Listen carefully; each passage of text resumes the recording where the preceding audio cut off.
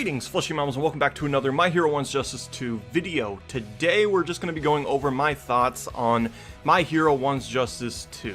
Now, I actually did something very similar to this with Jump Force when it came out, and well, we're just going to be doing pretty much the same thing here. We're just going to be going over my thoughts on everything in the game. So without further ado, let's get into it. Alright, so first things first, let's talk about the story. Now, I'm not going to go super duper in depth with this one because I know there's some people that are probably going to watch this video and aren't caught up to the anime or manga, so I'm just going to go over it very lightly here. Not much has changed as far as the story mode goes. It's done pretty much the same way as One's Justice 1, where it's basically still images with some text, and you get like a row of missions that you go down for both the hero and villain side, and you actually get 3 rewards for completing 3 different tasks per mission.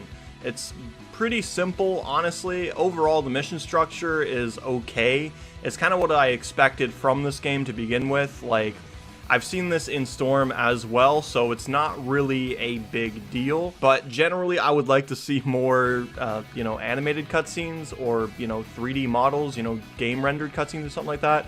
I know that there's like one at the beginning, but I'm not too sure about the rest of the game. I only played through the story a little bit. If you already watched the anime or read the manga, you already know how this goes, so the story isn't really mandatory. It's kind of just there as an extra side piece for you to go through and unlock some cool stuff from the missions. So, yeah, that's all I really have to say on the story mode. It's kind of meh. It's kind of par for the course as far as anime arena fighters go. Alright, so next up, let's talk about the mission mode. Now, this one here actually has, weirdly enough, the most changes that I've seen from the previous game. This one here, you actually have to spend your in-game currency to buy other heroes and villains to use in the mission mode. Now, just like the previous game, you actually have to level up these characters through the missions, so that way they're strong enough to actually go through all of the different routes. So you get a whole bunch of different routes, you can go through them any way you want, and overall, it's just a fun side piece, just like in the previous game, though the previous game felt less rewarding somehow because, again, you had all the characters to start with in the first game, and there wasn't really a ton of progression outside of, hey, my character's level got bigger. And that was pretty much it in the first game. In this game, there's a lot more progress to be made. You have different routes to unlock, you got different characters to unlock, and it's actually going to take a little while for you to get through all of that little bit of content versus One's Justice 1, where you could just pick the same team over and over and make it through no problem. I think I went through all of the routes in, or all the maps in One's Justice 1 in one sitting. It was pretty damn easy and not very challenging. This time around, there is a little bit more content with the mission mode, and I actually enjoy that. I like that I have to actually grind it out to unlock different characters that I want to use. I do like the fact that each character actually is put into a little bit of a tier as far as how much they cost. Some characters cost like 1,000 coins, and then others cost like 15,000. It's actually pretty damn cool. I like that the strength of the character actually determines how much they are worth to recruit to your team. So, yeah, overall, it's a pretty good addition to the game. It is much beefier than it was in the first game, and I really do enjoy that. Moving on to the next piece, we're going to be talking about the online. Now, the online is, it's serviceable, to say the least. It's not awful. It's definitely not Jump Force bad. It's fun. It's a fun online experience. However, a lot of the problems don't even stem from the game itself. More or less, it stems from server issues where sometimes you'll just get disconnected randomly. Like, I was actually playing with Derp Kage at one point. I loaded into the match, but he never did, so I was just kind of stuck there, and that was it. The match the timer just kind of started counting down, and we just kind of stuck there, had to restart the game.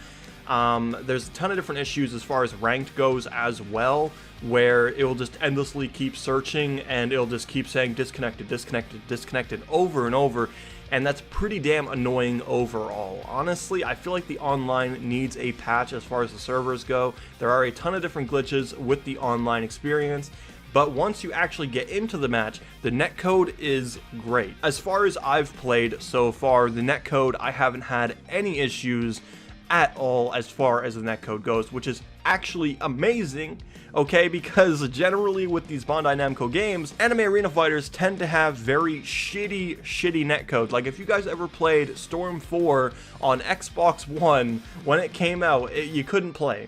You couldn't play online at all, and that was not good. I believe same issue happened with Xenoverse 2 on Xbox One as well. I guess there's a little bit of a pattern here. Whenever it's the Xbox One version, it's kind of trash, but yeah, generally the online works. It works fine.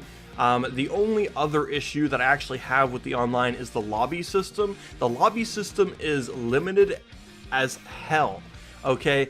Like, you can't have multiple people in the lobby at the same time. It's only 2 people at a time, and that is it. You can't have an endless lobby. You can't have a tournament lobby. You can't have so many things, and that kind of hinders the game quite a bit, because I have a bunch of friends that want to play, okay? I want to play with all of them, okay? I want to get us all in a lobby, get a little tournament going, and I also had a plan to actually run a day 1 tournament, and with this lobby system, it's not really all that possible. It's kind of weird, because you kind of expect Bandai Namco games to have good lobby systems, especially when it came to Storm and Xenoverse. However, in this game, it feels more like a Jump Force lobby, where it's like kind of bad. The lobby system is just it's serviceable if you want to just play with one friend, but it's awful if you want to have a big group battle. It's just bad. There's another really big thing. There's the team battle. I have yet to actually play the team battle, but as far as I know, it's actually a 2-person couch co-op kind of thing. I haven't really seen anyone do it online, and it's only for the unranked matches, so basically one player plays as your assist, and then the other one plays as well the main character. It's a pretty okay idea, but once again, it's not great. Because the lobby system is so bad, I doubt anyone's actually going to be using this, because it's only available in the unranked match playlist, so I can't really see a big use for this in the future unless they allow the lobbies to be bigger and you can use the team battle mode in the lobby system. Overall, the online is fun if you're playing solo or with one friend, but if you're playing with multiple friends at a time, it's just not great. Yeah. Next up, we have the training mode and the arcade mode. Not really going to go super in-depth into those two, because they are exactly what you expect. Training mode, you beat up a dummy, learn some combos and all that. And arcade mode, you get an arcade ladder, and then once you beat the arcade ladder, you get an ending for your character. It's you know, par for the course as far as a fighting game goes. So yeah, overall, my thoughts on this game is that it actually lived up to my hype pretty much exactly. I expected there to be these issues day 1 in the first place. So the gameplay itself is super fun. It's definitely much better than the first game, flows a lot better, a lot more natural as well. The inclusion of the sidestep, combo breaker mechanic, and the 2 different types of assists, the one that breaks the combos and the one that's actually an assist, makes the game feel like it's not just one quick flash and it's done. Also, the inclusion of dash canceling being a meter burn thing is actually pretty appreciated as well, so that way now you don't actually have these weird infinite wall combos that some people could do in the first game.